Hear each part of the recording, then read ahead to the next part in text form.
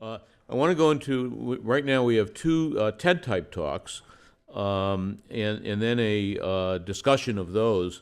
For the first of these, Sonia Ancoli-Israel, Sonia, I saw you. Oh, Sonia is going to talk about gender and academic success and some personal vignettes about those issues.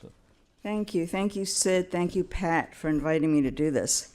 So, and I'm not using slides, TED Talk. This is supposed to be a short TED Talk without slides. I've always wanted to do a TED Talk, but I thought it would be about sleep. I thought I'd be telling you about how much sleep you need, about the function of sleep, about why sleep is important. But no, I get to give you a TED Talk about my life in the Department of Psychiatry here. 40 years of my life out of the 50 years of the department. I came to UCSD in 1979. No job, no position.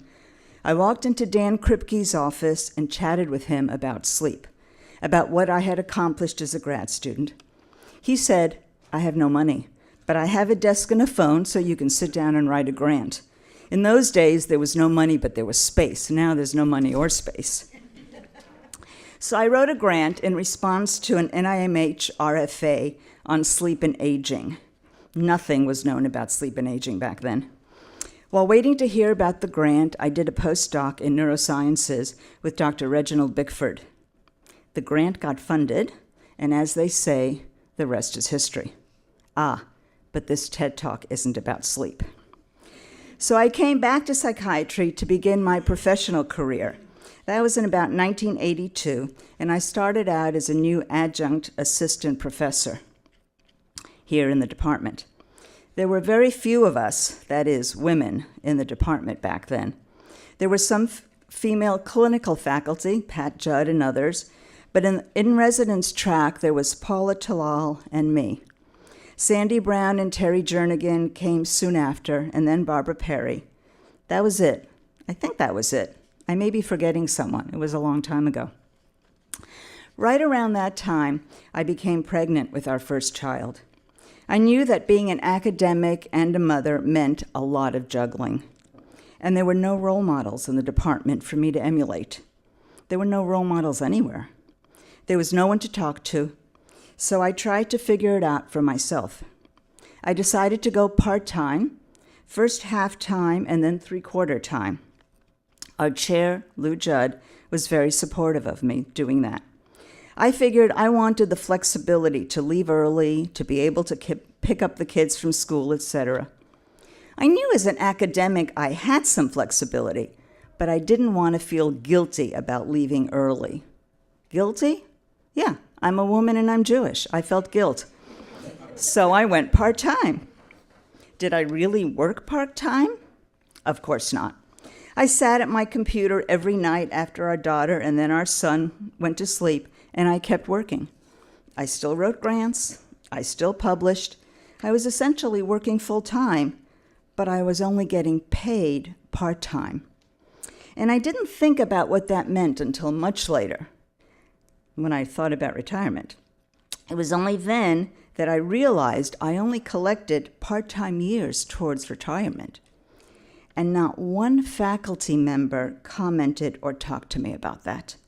Well, that's not completely true.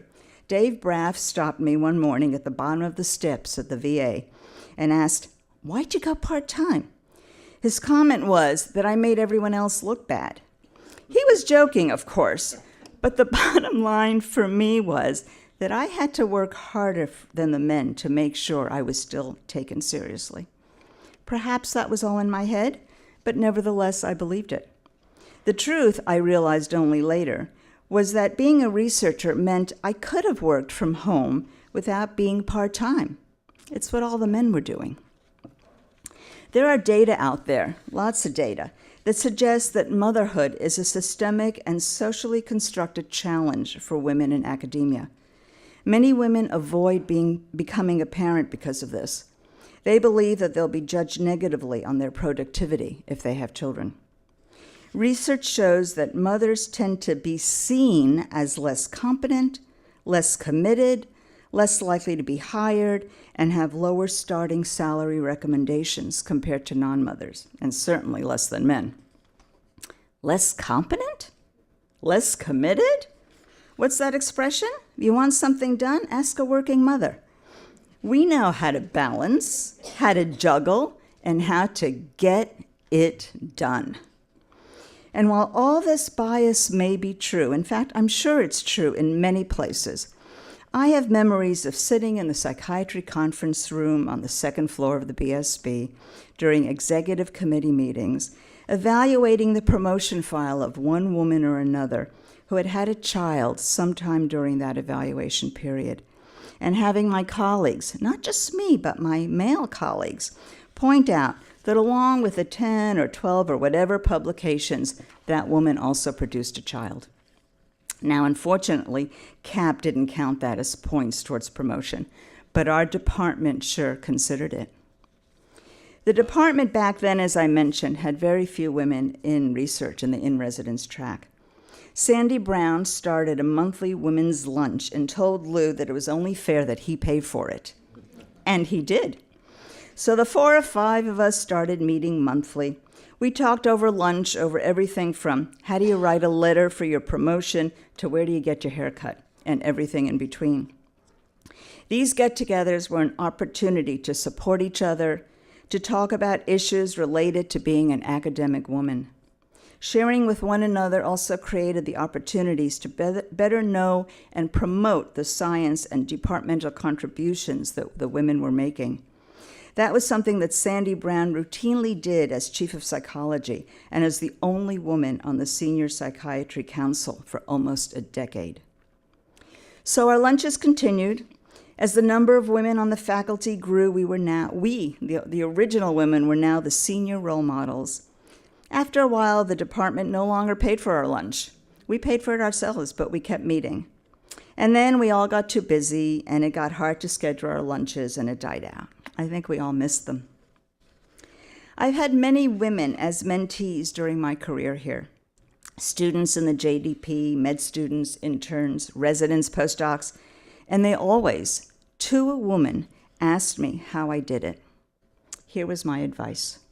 You prioritize. You make sure you know what's most important in your life and what needs to come first, your family or your job. Once that decision is made, everything else falls into place, at least most of the time. If you want to get married or thinking of having children, don't put it off for your career. Don't wait until that postdoc is finished. Don't wait for that first publication, that first grant, that promotion for tenure. Those things will fall into place around your life. And for me here in the department, that's exactly how it worked. It worked well for me.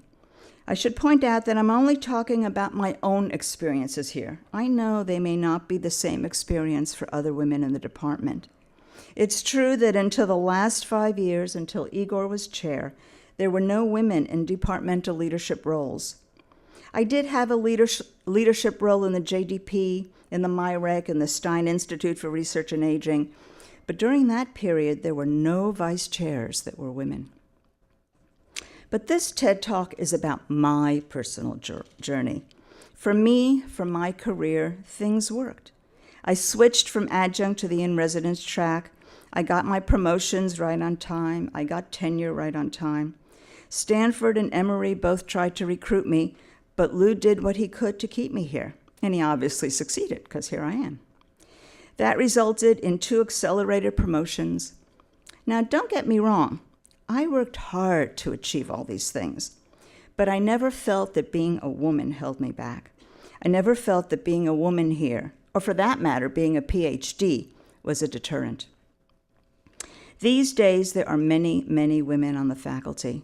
In fact, as Igor showed at his last faculty meeting as chair, there are now more women than men on the faculty, 116 women and 96 men. Since 2014, 66% of new hires were women. And of the 11 new FTEs, 6 have gone to women. When I started, and for many, many years after that, not one woman had an FTE.